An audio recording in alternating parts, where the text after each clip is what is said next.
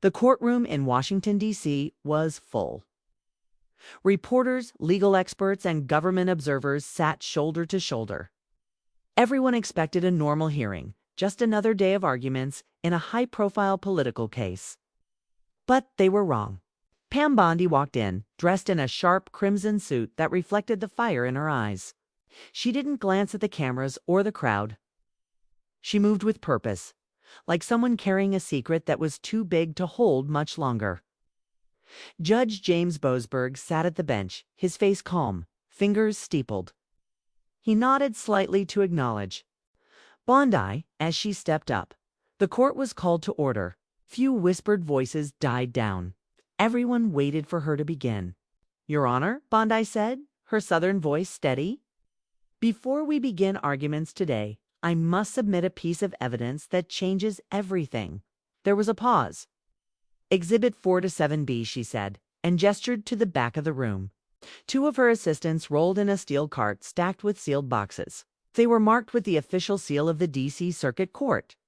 The courtroom rustled with confusion. Judge Boasberg raised an eyebrow.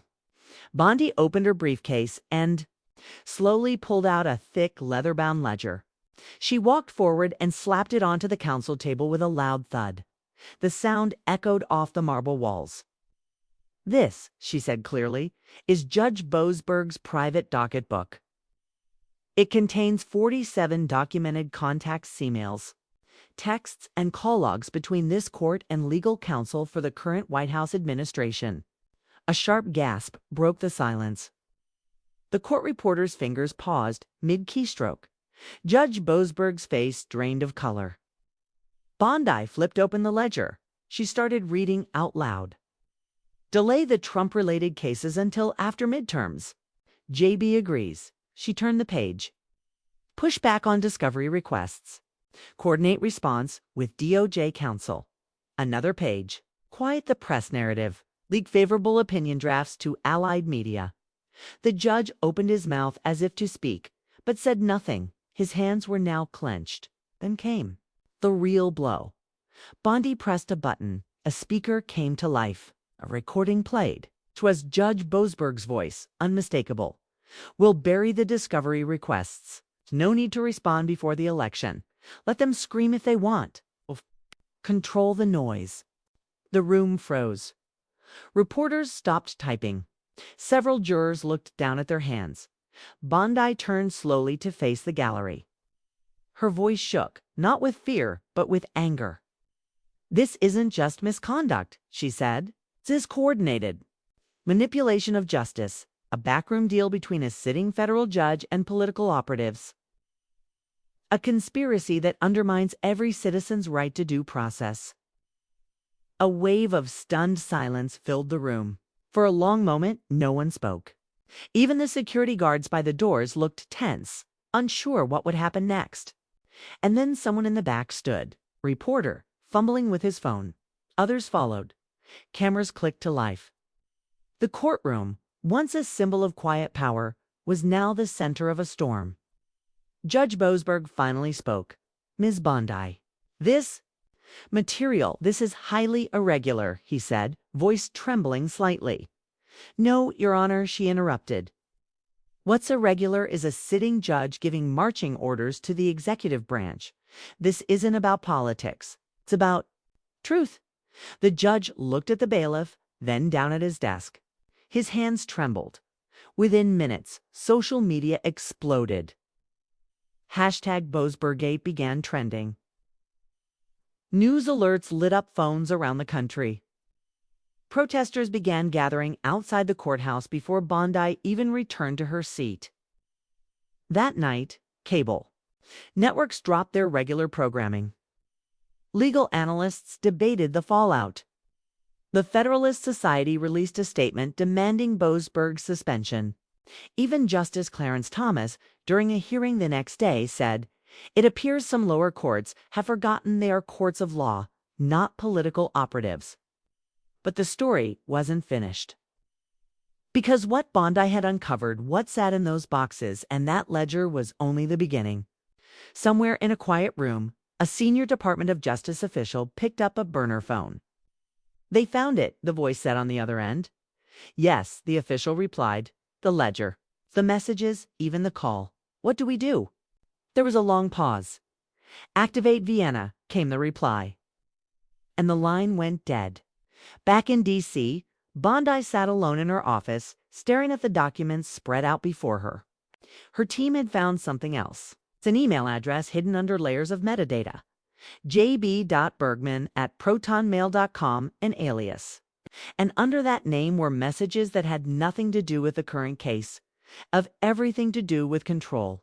International. Cases delayed, immigration rulings pushed, foreign agents contacted. It was bigger than Boasberg, much bigger. Pam leaned back in her chair, eyes narrowed.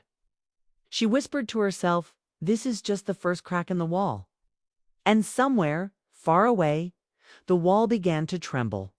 The wind outside the courthouse had picked up, but inside Pam Bondi's temporary war room, it was the storm of information that filled the air. The windows were fogged with condensation, and the hum of computers never stopped.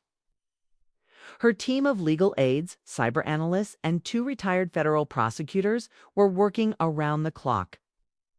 The ledger had been real. The voicemail was undeniable. But now, something darker was taking shape. They had uncovered Judge Boasberg's hidden alias.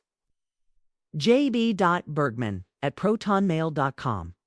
Beneath that pseudonym was a digital trail leading into places far beyond the courtroom, into politics, finance, and even foreign intelligence. Pam stood by the large whiteboard, marking connections with a red pen. Every one of these delayed rulings, she asked, tapping a list of federal cases. They followed the same pattern, timed perfectly around elections or controversial legislation. Each delay benefited the same players.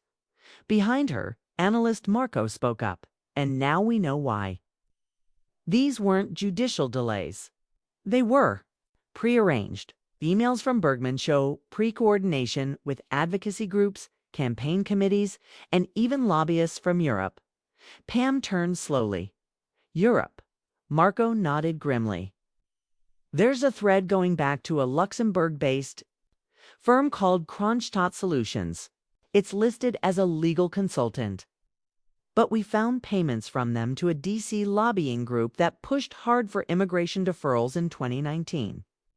Right before a Boasberg ruling on the same issue, Pam's jaw tightened. And the White House. Emails show updates sent from Kronstadt to a Gmail address linked to a former senior aide. We're still verifying ownership. She walked to the window and stared out at the flashing lights from news crews still camped outside. Boasberg hadn't returned to the bench since the hearing. His chambers were locked. Rumors were already spreading that he'd taken medical leave, but no one could confirm it. The Judicial Council had announced an emergency closed-door meeting. Word was, Chief Justice Roberts had demanded every judge scrub their docket communication history. But there was more. Pam's phone buzzed. A blocked number. She hesitated, then answered. A voice spoke calmly. Male. Older. No background noise. Ms. Bondi, you don't know me, but I know what you found. She stayed silent. The voice continued, you're not just dealing with one judge. Boasberg is one branch. The tree runs deeper. If you go public with the rest, they won't just come after your license, they'll come for your name, your history, your life. Pam stepped into another room and shut the door. What is this? She asked. A threat. No, the voice said, a warning. The directive was designed to be invisible. The moment you expose too much, it activates. She swallowed hard. Directive? You'll see it soon. Look in the Luxembourg files. Use the phrase civic stability protocol. That's the key. The line went dead. Pam stood still. Her pulse racing. Civic stability protocol. She ran back to the team and gave Marco the phrase. He pulled up the Kronstadt documents. After a few clicks, he stopped. There it was, hidden in a PDF buried under 4 nested zip files. Civic Stability Protocol, CSP, Draft Review. 2016, the first line read, CSP is designed to preempt public unrest by shaping judicial narratives, controlling information leaks, and directing media responses in politically sensitive cases. Pam read the sentence twice. It was a blueprint, a manual for controlling public perception through the legal system. She looked up. This isn't about one judge anymore. This is organized, structured. What do we do? Asked one of her aides. Pam didn't hesitate. We go louder. She called a press conference for the next day, not to talk about the ledger, but to announce what she had just found. The CSP. They met in front of the courthouse. Dozens of reporters packed into the plaza, their microphones extended like spears. Pam stepped up to the podium. There is now evidence, she said clearly, that an international effort has been underway for years to use our legal system. To shape political outcomes, we have the documents, we have the emails, and we have names. Gasps echoed through the crowd. Across the city in a quiet Georgetown office, a man in a tailored gray suit sat watching the feed. He closed his laptop calmly and sent a message on a secure line. Phase 2 has begun, he typed. Candle must be extinguished. That night, a hacker attempted to breach Bondi's server. They failed, but barely. A journalist who planned to publish the CSP story suddenly went silent. Her editor received a short message. Personal emergency. Story pulled. Legal license. A new complaint was filed against her citing professional misconduct and political bias. But she didn't stop, because the more they tried to shut her down, the more obvious the truth became. The morning after Pam Bondi's press conference, headlines exploded across the internet. Major outlets hesitated to name the deeper claims, but conservative news ran with it. Independent platforms published the leaked CSP document in full. Bondi's team had released redacted sections to confirm authenticity but withheld specific names. Despite the chaos, the reaction wasn't what many expected. CNN brought on 3 legal scholars to contextualize. The CSP, one dismissed it as an exploratory academic proposal never implemented. Another called it dangerous disinformation weaponized to undermine public trust in the courts. But off-air, something was changing. Quiet emails were being exchanged in law schools, think tanks, and inside major federal offices. Bondi had spoken a word no one was supposed to say aloud: directive. That morning, her team received an encrypted drive from a retired NSA analyst who'd been watching the news. Inside were metadata records tying Kronstadt solutions to an even more secretive project, Aegis Halo, a name not mentioned in CSP, but referenced in its revision history. Marco decrypted it. His face turned pale. Pam, this is big. Like, beyond courts, it links into intelligence programs, DHS task forces, even foreign surveillance frameworks. Pam sat down slowly. So CSP was the legal layer. This is the muscle. Aegis Halo's mission in one line of code. Read. Ensure judicial cooperation to protect operational integrity of domestic narrative alignment. Pam's mind raced. Operational integrity meant control. Narrative alignment meant propaganda. Before she could digest it, her burner phone rang. Another blocked number. This time the voice was younger. Male. Urgent. You're making noise, he said. Too much. They're cleaning house. Look into the judge from the 9th Circuit, Samuel Wexler. He was scheduled to testify at a judicial oversight panel next week. He's gone. Flight records say he went to Seattle. But he never landed. Are you saying Pam began? Saying someone's getting scared? They'll sacrifice pawns to protect the king. You've got maybe 48 hours before they shift the board again? The call ended. Pam didn't sleep that night. Instead, she and her team dug deeper into Aegis Halo. The documents included timestamps, digital fingerprints, and remote access log traces left when files were moved or edited from secure systems. One entry stood out: an edit request made by user 811WH, White House clearance. The file. A sealed memo tied to Boasberg's ruling in United States v. Reinhardt. A case involving election data servers seized during a private cybersecurity investigation. Boasberg had ruled against discovery. It looked like that ruling had been influenced. Bondi knew if she released this evidence too soon, it could be buried or spun. But if she waited too long, it could disappear entirely along with her. She made a decision. They'd send a secure copy of the data to a neutral third party. She contacted an independent European news network known for publishing leaked government files.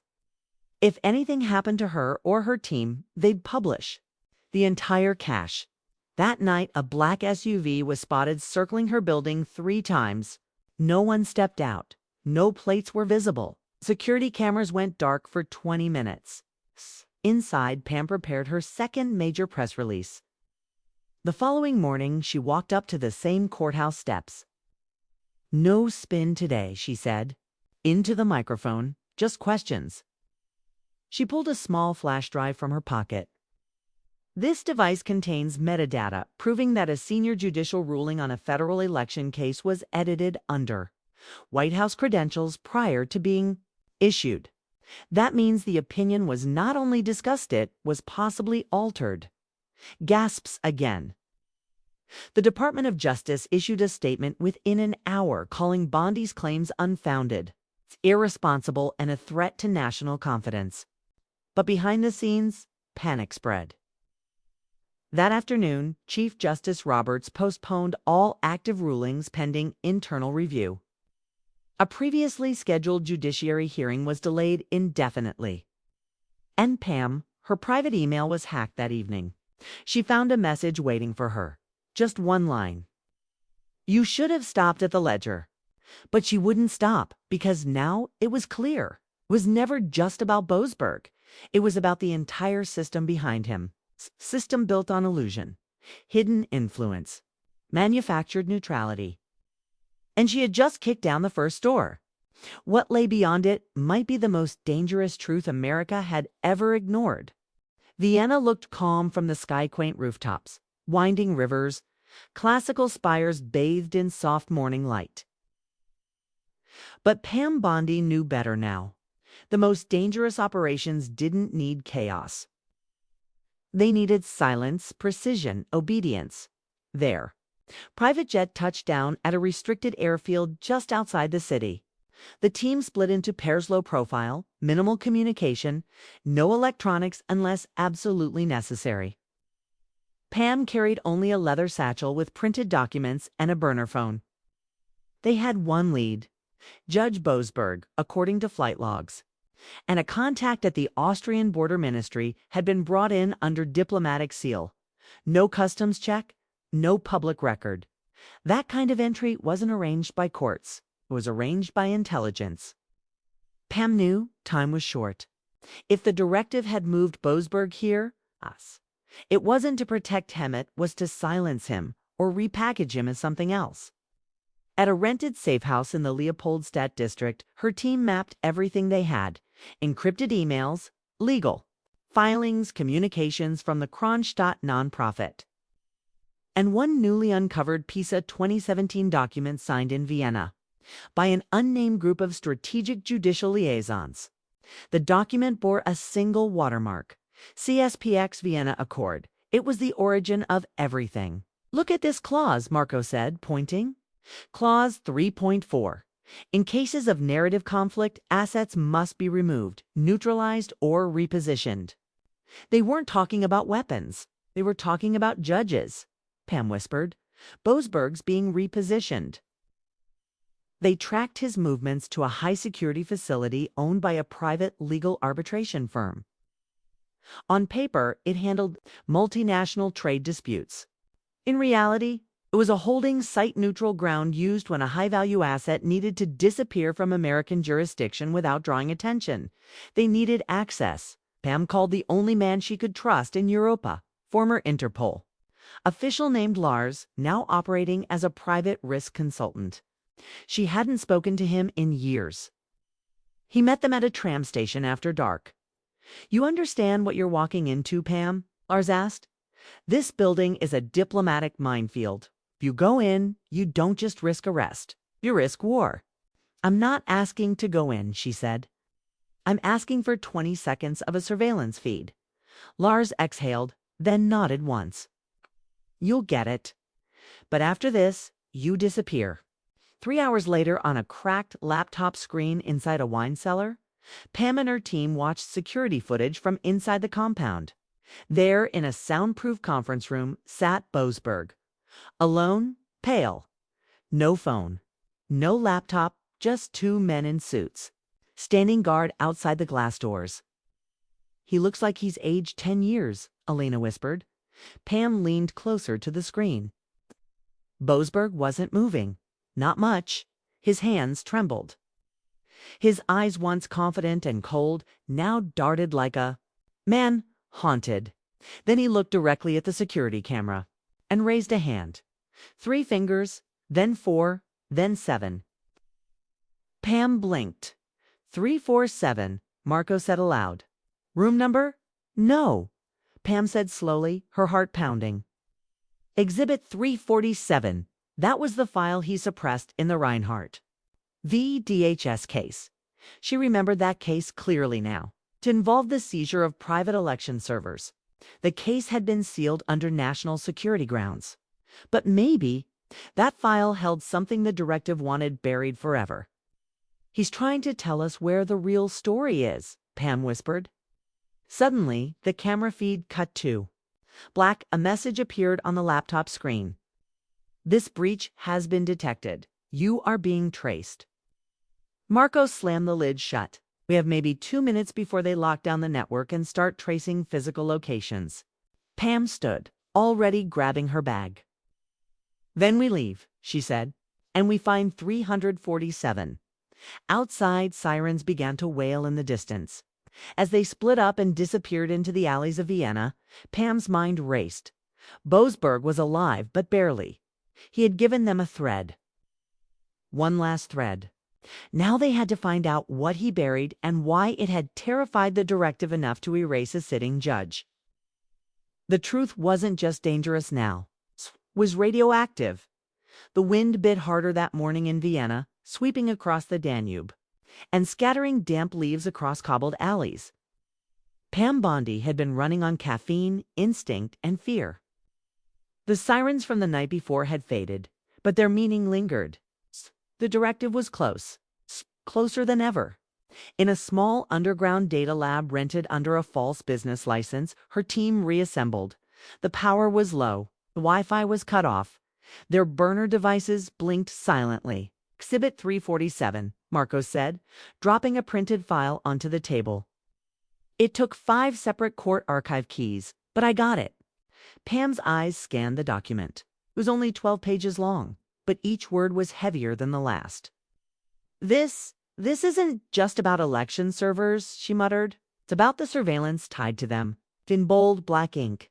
Paragraph 7 confirmed their worst fears. DHS task. Omega deployed facial recognition sweeps on civilian devices in swing counties without congressional authorization. Under Operation Northvale. Pam sat back, stunned. They spied on Americans, through their own phones, before the election, without warrants. And guess who signed the program's emergency order? Lena added, flipping another page. A signature. Ink. Marcus Vail. He hadn't just inherited the directive. He built its foundations. Exhibit 347 wasn't sealed because of national security. It was sealed because it proved the courts were knowingly complicit in constitutional violations. And Judge Boasberg had hidden it. Pam stood up. We have to publish this. All of it. Not redacted, not summarized. Marco hesitated. You realize what that means, right? The directive will come after everyone on this team. Pam looked, each of them in the eyes. They're already after us. We either finish what we started or we let this thing keep running for another decade. She opened her satchel and removed a clean USB. They copied the files, encrypted them, and set up a failsafe. If anything happened to any of them, The story and Exhibit 347 would be released through 5 independent journalists across the globe. An hour later, they received a message from Lars, their contact at Interpol. It was a voice note. "You've been burned. 2 of your faces are now flagged on the Schengen database. You've got 12 hours, max, before you're picked up or disappeared." Pam nodded. She expected it, but she had one more play. It wasn't just about publishing anymore. It was about confronting the man behind it all. Marcus Vail was in Vienna, and they had tracked him to a closed-door panel on global judicial cooperation, taking place that afternoon inside the European Parliament building's private chamber. Pam changed into formal clothes, gray blazer, navy scarf, no jewelry. Alina disguised as her translator. Marco would stay behind and control the release if needed. They entered the building using temporary press credentials arranged by their French reporter ally. Security was tight. Everyone was scanned, but no one looked twice at the calm American lawyer with a notepad and a fake badge that said Global Legal Review. Inside the chamber, Marcus Vail sat on the far end of the panel, flanked by legal scholars, former justices, and media figures. He looked younger than Pam remembered, immaculately dressed, empty eyes. As the panel moderator invited questions, Pam stood slowly. "Alina," she whispered. Alina flipped her earpiece and whispered into the microphone of the headset, connected to a tiny speaker in the press room's audio system. Pam's voice echoed across the chamber. "Mr. Vail," she said clearly, "are you prepared to explain your role in Operation Northvale and the illegal surveillance of U.S. citizens under Directive Aegis Halo?" The room fell into silence. Marcus Vail's expression didn't change, but his hands stiffened slightly. "I'm sorry," the moderator said, confused. "Can you clarify?" Pam stepped forward. "We have the documents. Exhibit 347, court-sealed. Evidence programs signed under your name, devices tapped, election data manipulated." And a judge silenced because he tried to undo it. A murmur broke across the room. Cameras turned. Phones were lifted. Security guards froze, unsure of protocol. Vail slowly stood. "I'm not answering conspiracy theories," he said calmly, but the tremor in his voice betrayed him. Pam met his eyes. "Then let the public decide." Outside, Marco hit send. Across the world, headlines exploded within minutes. Bondi releases proof of secret surveillance directive in 2020 elections court records. Reveal a hidden operation to influence judiciary, Exhibit 347. The sealed file that could bring down a network inside the Vienna chamber. Chaos erupted. Someone tried to seize Pam's microphone. A guard yelled in German.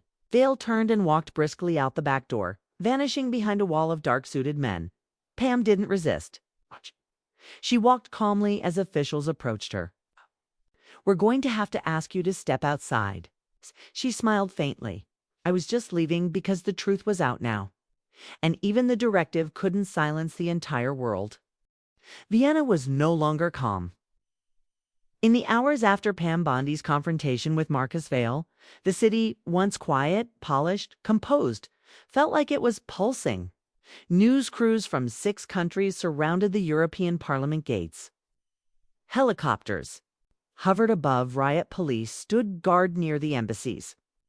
And inside, a secure van moving through back streets. Pam sat in silence, her face lit only by the glow of Elena's laptop. The headlines kept multiplying. Whistleblower exposes judicial collusion with intelligence network Operation Northvale. Illegal surveillance of swing states confirmed. Directive Aegis Halo unmasked. The leak had gone global. More than just journalists were reacting. Law professors began issuing emergency legal memos. Former judges gave impromptu interviews. Civil liberty groups launched calls for resignations across 3 continents. Congressional leaders in the U.S. scheduled a midnight press conference. It was no longer just Bondi's crusade. But the danger hadn't disappeared. At 2:37 a.m., the burner phone buzzed. Marco answered. He listened, nodded once, and turned pale. "They found Lars," he said. "Interpol. He's been taken into protective custody. They say it's for his safety, but that's not how it works. They're closing doors fast." Pam took a deep breath. "We expected this." "But there's more," Marco continued. "Our cloud failsafes. 3 were hit at once. 1 got wiped completely. Someone's trying to erase the trail even now." Alina turned her laptop. A new message had just appeared on the encrypted. "Dropbox, witness secured, extraction scheduled. Asset compromised."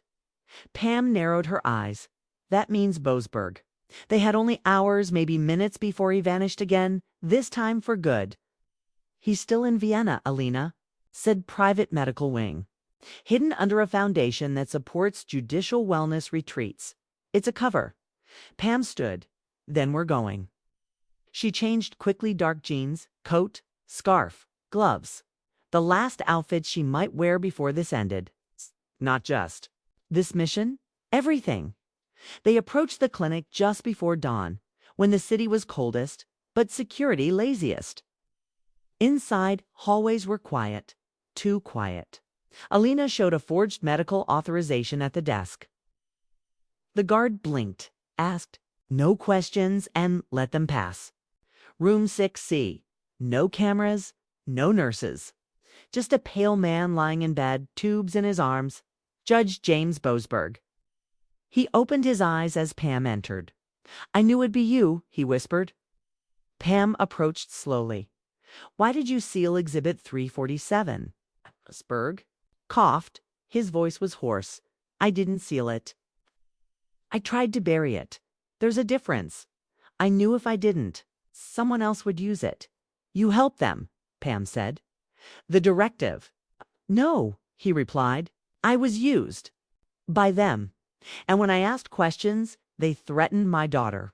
Said she'd never graduate, that her name would vanish from every registry." Pam's eyes softened for just a moment. "You could have gone public. I was too deep," Boasberg said. "I'm too afraid. Thought you what you've done it? Will cost you everything." "I know," she said. "That's why I need you to speak." He looked away. "They'll kill me." "They already tried." Boasberg reached into his bedside drawer and handed her a small sealed envelope. "It's not everything, but it's the key," he said. "It connects Aegis Halo to a second program one no one knows about yet. Codename Tyrant's Proof." Pam froze. "What is it?" Boasberg gave the faintest smile. "The directives. Insurance policy. Just in case someone ever did what you're doing." Behind them, footsteps echoed in the hallway. Alina stepped back from the door. "We need to go." Boasberg grabbed Pam's wrist. "You can't save me." "But you can finish it. Get that envelope to the UN court. Not the US, not Interpol. They're compromised." She nodded once, and they ran. Out through the back wing, down steel stairs, into the freezing wind. By sunrise, the envelope was in a secure diplomatic pouch heading toward The Hague. By noon, every major intelligence agency was calling emergency sessions. And by nightfall, the name Tyrant's Proof was trending on every continent, though no one yet knew what it meant. But they would, because Pam Bondi had one final play, and this time it wasn't a leak. It was a reckoning.